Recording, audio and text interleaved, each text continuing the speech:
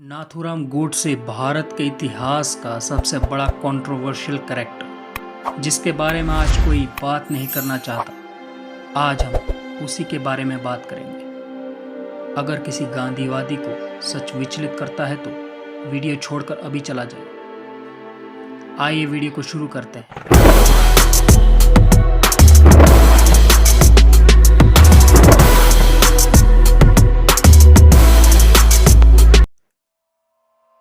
नाथूराम गोडसे को भारतीय राजनीति में हिंदूज को नीचा दिखाने के लिए यूज किया जाता है। सवाल बहुत से हैं, मगर कोई गांधीवादी या कांग्रेसी जवाब नहीं देते, या सच कहूं तो सवालों से भागते हैं।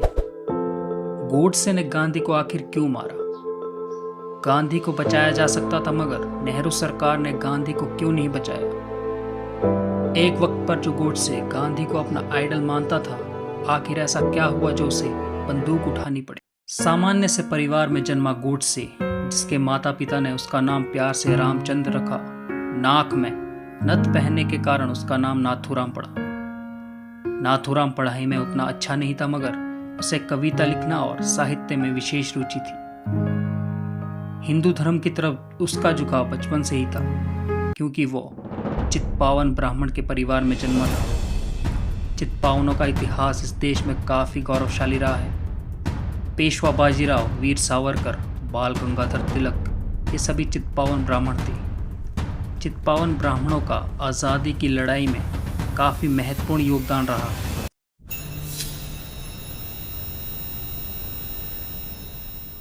एक समय पर गोडसे गांधी का प्रशंसक था। यूं कहे तो गांधी को अपना गुरु मानता था। वो आए दिन अखबार में छपने वाले गांधी के बयानों को पढ़ता और उससे प्रभावित होता। गोडसे उस समय विद्यार्थी था जब असहयोग आंदोलन शुरू हुआ। नाथूराम गांधी से इतना प्रभावित था कि वो आंदोलन में भाग लेना चाहता था, मगर कुछ समय बाद आंदोलन असफल हो गया। यह बात गोडसे ने खुद अदालत में कबूल की थी। गोडसे भले ही आंदोलन में भाग नहीं ले पाया, मगर वो किसी तरह इस लड़ाई में हिस्सा लेना चाहता था। इसलिए एक बार गोडसे ने गांधी के 15 शिष्यों को घर पर भोजन करवाने के लिए लाया। गोपाल गोडसे लिखते हैं, इससे नाथूराम का मन कई दिनों तक प्रसन्न रहा। अब तक तो नाथूराम के साथ सब सही चल रहा था। वो गांधी को एडमायर करता था, अहिंसा के रास्ते पर चल रहा था। लेकिन अब नाथूराम ऐसे शख्स से मिलने वाला था जिसके बाद उसकी विचारधारा, सोच और जिंदगी पूरी तरह से बदलने वाली थी।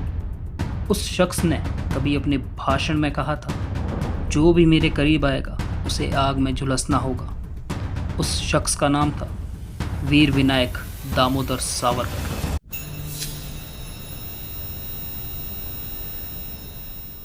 गोडसे जब 20 साल का था, उसकी मुलाकात वीर सावरकर से हुई। सावरकर के साथ रहते रहते गोडसे ने कई साहित्य पढ़ डाले। वीर सावरकर भी गोडसे से बहुत प्रभावित थे, क्योंकि गोडसे के अंदर भाषण देने की अद्भुत कला थी। गोडसे सावरकर के साथ रत्नागिरी में ही कई सार्वजनिक कार्यक्रमों में भाषण देता था। कुछ महीनों बाद ही सावरकर ने गोडसे को अपना सेक्रेटरी भी बना दिया। हम गोडसे के बारे में अब तक सिर्फ इतना ही जानते थे कि उसने गांधी का वध किया, मगर आप देखिए, सावरकर की छत्र छाया में उसने साहित्य, इतिहास इत्यादि में महारत हासिल कर ली थी।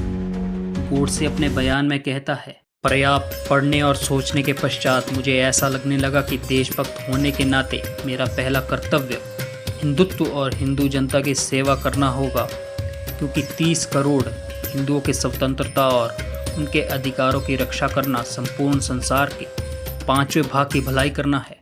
नाथूराम गोडसे ने वीर सावरकर के साथ मिलकर रत्नागिरी में ही दलितों के उद्धार के लिए काम किया।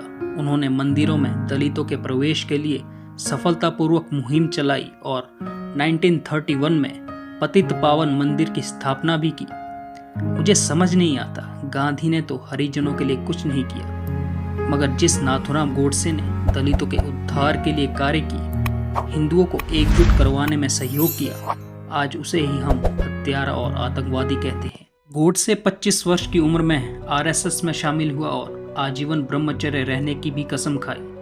ये ब्रह्मचर्य गांधी वाला नहीं था, बल्कि जो हिंदू धर्म में उल्लेखित है उसका पालन किया। अब यह तो साफ हो गया कि नाथूराम गोडसे सिर्फ राष्ट्र सेवा और हिंदू धर्म की सेवा करना चाहते थे। गांधी की हत्या से गोडसे देशद्रोही कैसे साबित हो जाता है, मुझे आज तक समझ नहीं आया। खैर, कुछ समय बाद गोडसे हिंदू महासभा में चला गया और राजनीतिक कैरियर का सबसे बड़े आंदोलन का नेतृत्व किया, जिसके कारण गोडसे को 1 वर्ष तक जेल में रहना पड़ा।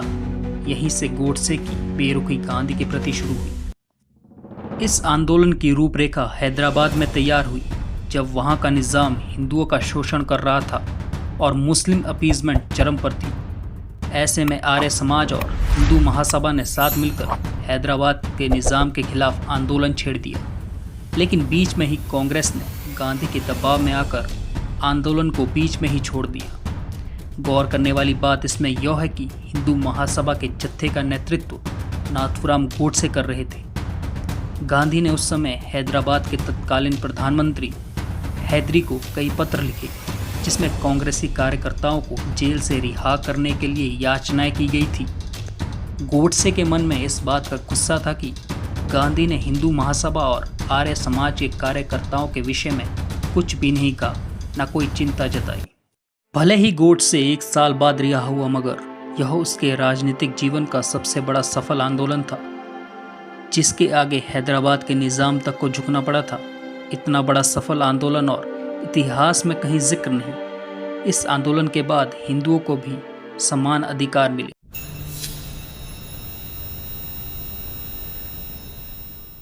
समय के साथ गांधी और गोडसे के विचार बिल्कुल अलग हो गए। जो नाथूराम कभी अहिंसा के रास्ते पे था, अब धीरे धीरे उसकी विचारधारा बदलने लगी, क्योंकि गांधी की अति अहिंसा के कारण हिंदुओं और हिंदुस्तान को बहुत ज़्यादा नुकसान हो रहा था। गांधी के विचार और शिक्षाएं सिर्फ हिंदुओं के लिए थी। हम इसे गांधी के विचारों से समझ सकते हैं। गांधी अपनी किताब हिंदू स्वराज्य में हिंदुओं से कहता है कि यदि मुसलमान तुम्हारी गाय को काटे तो तुम्हें विरोध नहीं करना चाहिए। भले ही मुसलमान हिंदुओं को मार दे, फिर भी उन्हें हिंसा नहीं करनी चाहिए, बल्कि बिना किसी विरोध के मर जाना चाहिए। अगर ऐसा करने से भाईचारा बचता है तो हिंदुओं को खुशी खुशी प्राण त्याग देने चाहिए। लेकिन मुसलमानों के लिए गांधी कोई सलाह नहीं देता, क्योंकि वो भी जानता था मुसलमानों की फितरत। दरअसल गोडसे कट्टर देशभक्त था, और जब गांधी ने 1944 में राजाजी फॉर्मूले का समर्थन किया, जो भारत के बंटवारे के समर्थन में था, तो गोडसे ने अपने अखबार अग्रणी में गांधी के खिलाफ लेखों की छड़ी लगा दी और गांधी के इस फैसले को 100 बार धिक्कारा था।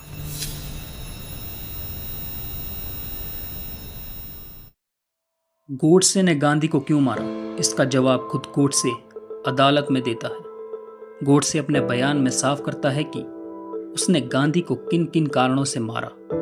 उसने खिलाफत आंदोलन, मोपला नरसंहार, गांधी द्वारा आर्य समाज का विरोध, आर्य समाज पर मुस्लिम आक्रमण, स्वामी श्रद्धानंद की हत्या, सिंध का विभाजन, गांधी द्वारा हिंदी भाषा का विरोध, गांधी का शिवा वावनी का विरोध करना, चुनावों में मुस्लिम आरक्षण, जिन्ना के आगे कांग्रेस और गांधी का नतमस्तक होना, सूरावर्ती को संरक्षण, हिंदू और मुस्लिम राजाओं में अंतर करने की नीति और गांधी द्वारा भगत सिंह और सुभाष चंद्र बोस के विरोध जैसे मुद्दे को अपने बयान में शामिल किया। साथ ही गांधी और भारत सरकार का जो शरणार्थियों के प्रति व्यवहार था, उसने गोडसे को बुरी तरह से आहत किया। उसने अपने बयान में कहा, पाकिस्तान बनाने के बाद अगर कांग्रेस सरकार पाकिस्तान के हिंदुओं की रक्षा करती तो मेरा क्रोध शांत हो जाता। मैं यह नहीं सहन कर सकता था कि जनता को धोखा दिया जाए। करोड़ों हिंदुओं को मुसलमानों की दया पर छोड़कर गांधीवादी कहते रहे कि हिंदुओं को पाकिस्तान से नहीं आना चाहिए और वहीं रहना चाहिए।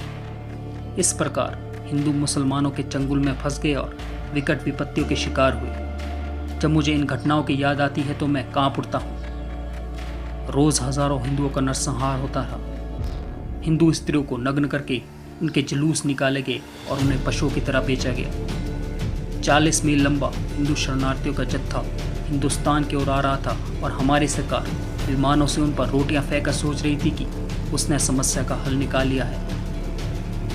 अगर भारत सरकार पाकिस्तान से अत्याचार रोकने के लिए अनुरोध करती या फिर यह धमकी देती, यदि पाकिस्तान में अत्याचार बंद नहीं हुआ तो भारत में भी मुसलमानों की बुरी दशा होगी तो हिंदुओं पर इतने अत्याचार ना होते। लेकिन भारत सरकार गांधी के इशारों पर चलती थी। जब इस प्रकार की घटनाएं हो रही थी तब पाकिस्तान या मुसलमानों के खिलाफ गांधी ने एक शब्द नहीं कहा। हिंदू जाति और संस्कृति को मिटाने के लिए मुसलमानों ने जो अत्याचार किए उनका मूल कारण गांधी है। गांधी ने नोअखली दंगों के समय जो बयान दिए उन्हें भला कौन भूल सकता है। जब हिंदू स्त्रियों को नग्न करके उनके जुलूस निकलवाए जा रहे थे, उन्हें मीट की दुकानों पर हुक्कों से लटकाया जा रहा था, गांधी उस समय हिंदू स्त्रियों को मरने के नए नए तरीके सुझाने में लगे थे। कभी अपने हाथों से अपना गला घोटने के लिए, कभी जहर खाकर अपनी जान देने के लिए, लेकिन मुसलमानों के खिलाफ एक शब्द तक नहीं बोल पाए। गांधी हर उस चीज का विरोध कर रहे थे जो देश के हित में था, सेना से लेकर इंडस्ट्रियल रेवोल्यूशन। उसने हर मॉडर्न चीज़ों का बॉयकॉट करना शुरू कर दिया था। गोडसे अपने अखबार अग्रणी, फिर बाद में हिंदू राष्ट्र के जरिए गांधी का जमकर विरोध किया, मगर सरकार ने कई बार गोडसे के अखबार की जमानतें जब्त करवाई। गोडसे ने गांधी को मारकर सही किया या गलत, इसकी विवेचना आप खुद कर सकते हैं। लेकिन यह भी सत्य है कि अगर गांधी कुछ समय और जिंदा रहते तो देश और हिंदू सभ्यता दोनों ही अंधेरों के गलियारों में समा जाती।